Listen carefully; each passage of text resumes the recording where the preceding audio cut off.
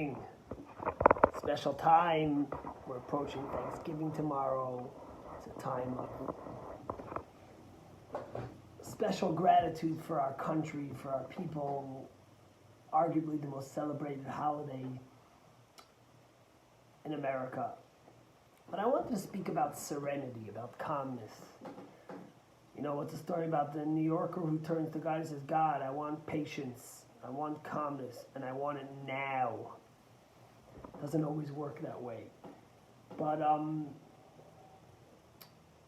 they say the story about this old guy who couldn't hear at all, and time was going, and his family practically was deaf, and finally his doctor told him there's a new invention, there's an earpiece that you put in and you'll be able to hear everything. And it just came out, but I'm going to get it for you. And he pays the money, the doctor gets it, puts it in, and he comes back a month later.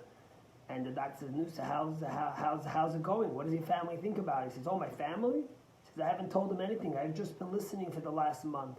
He says, I already changed my will 6 times. In any case, I want to speak about serenity, about calmness in the face of chaos. In this week's Torah portion, we read about the birth of the 12 tribes, the foundation of our nation. One of the tribes, the 6th one born to Leah, is named Zebulon. In fact, it's interesting because each one of the children they give the explanation of the name. And the holy Ari, the great mystic who lived in Sfat, Rabbi Isaac Leah, explains us that a name is not just by chance, because that's how people can identify you, but it identifies with your core being of who you are. And in fact, he says that God gives each parent a prophetic vision of what to name their child, so the holy Hebrew letters could correlate with the depth of their soul. So when Leah has Zebulun, she says, you know why she names him Zebulun? Because now my husband will make my home his dwelling place, because I gave him 6 children. And the rabbis say that the matriarchs were prophetic, and they knew there would be 12 tribes. And Leah said, now I have 6 of them. I have half just by me. I'll be the anchor. And in fact, the word Zevulun comes from the word Zevul, which means stable. In fact, when King Solomon dedicated the temple, he called it the Beis Zevul, the home of stable dwelling of God, of the constant dwelling of God. So she was saying, listen, now I gave you 6 children. This is going to be your constant and stable dwelling place is going to be with me. But there's something very ironic, because when Jacob blesses his children before they pass away, what does he say about Zebulun? That Zebulun, l'chof amim yishkon, he's going to be, out of all the children of Jacob, he's going to be the one who dwells on the shores, who gets into the ships and sails and goes back and forth doing business. He's going to be traveling the entire time. In fact, also when Moses passes away, what does he tell Zebulun? Smach Zebulun b'tzeisecha. Rejoice, Zebulun, in your departure. Zebulun is the one who's constantly traveling, who's constantly running, who's going from place to place.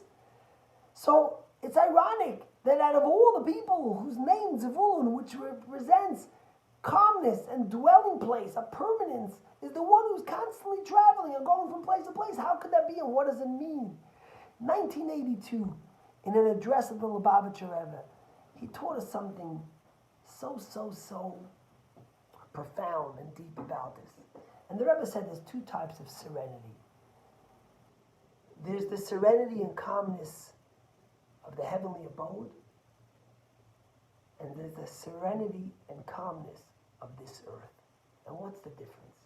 The serenity of the heavenly abode, I'll give you an example. A guy retires, age 65 years old, he's healthy, he's wealthy, he has no worry in the world, his mortgages are paid off, his kids are out of college, he has a great social security check, he also has 3 buildings that he's getting an income off of. There's not a worry in the world, life is good, he's serene, he's calm.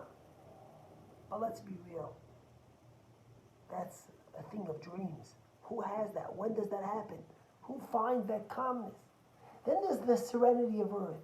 I have 101 things to do. I have to go to the bank. I have to pick up the kids. I have to send out the bills. I have to pick up dinner. I have to go to the cleaners. And there's a kid who has a toothache and I need to take him to the dentist. And yet, amongst all the chaos And amongst all the challenge, I am calm. You know why I'm serene? You know why I'm calm? Because, as King David said, though I go in the shadow of death, I fear no evil because I am with you. Because the real calmness is in the moment of chaos, in the time of challenge, of craziness. We know that we're anchored by our faith, by our connection to God. They say the story about this king who commissioned all these artists to paint him a painting of peace, of calmness. And hundreds of artists came, and the king loved two of them the most. The first one was a beautiful ocean, just calm water, with beautiful blue skies, with fluffy clouds, with gorgeous mountains, with grass all over them. It was so peaceful. Everyone loved that. But what was the second one? The second one was mountains too, but those mountains were rugged. And then the sky was dark and angry with lightning and rain. And then behind the mountain there was this waterfall, raging water. Nothing but calm. The king could, but then right behind the waterfall, he saw this little bush that was growing. And by that bush, there was a nest that a bird had created. And the bird was sitting on top of the nest in the most calm way and relaxed way. You know which one the king chose? The king chose the second one. Because being calm in the first one is no big deal. Being calm when life is perfect, when the oceans and the mountains are luscious and the oceans are calm and the sky is blue and serene, that's not a big deal. But what the bird did amongst the raging skies and waterfalls, to have that calmness, that's what true calmness is. You see, a ship that's anchored at the shore is safe from the waves, but that's not what the ship was created for. True calmness is in the moments of chaos when we know that we're anchored.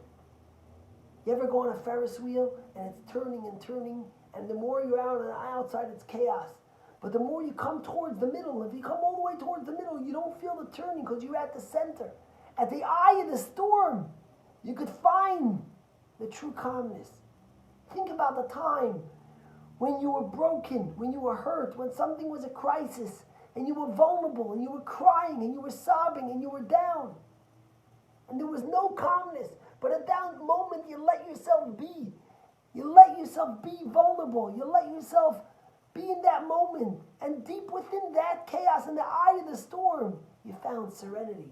You found God. You found hope. Someone once asked a famous master, one of the Hasidic masters, what's a Jew? He said a Jew is someone who screams while he's silent, who dances while he's sitting, who's alone while he's with thousands of people.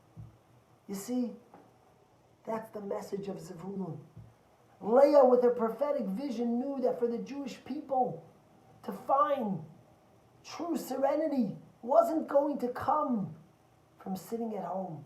It was going to come from Zebulon, from the chaos of life, from the challenge, from the struggles, from the tribulation.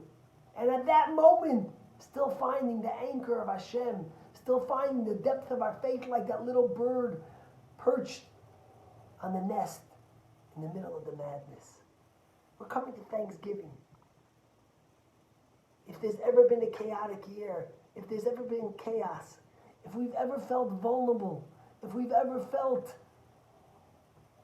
emotional about what's going on, it's been now. It's been 9 months of hell for the world, of chaos. Not heavenly serenity, but earthly serenity. But it's at this moment of Thanksgiving when you're going to sit down with your smaller group than usual. It's not going to be the 40, 50, 30, 20 people you're used to. It's going to maybe be 1, 2, 4, or 8. You're going to find true calmness, true serenity. Because you're going to look at the anchors in your life, your spouse, your children, your parents, and most importantly, God. And you're going to learn from Zebulun, Smach Zebulun B'tzeisecha. Zebulun, who represents dwelling and anchoring and serenity, is B'tzeisecha, in the chaos. God bless you. May we be blessed with true serenity and calmness and faith. Happy Thanksgiving, and hopefully see you tomorrow again.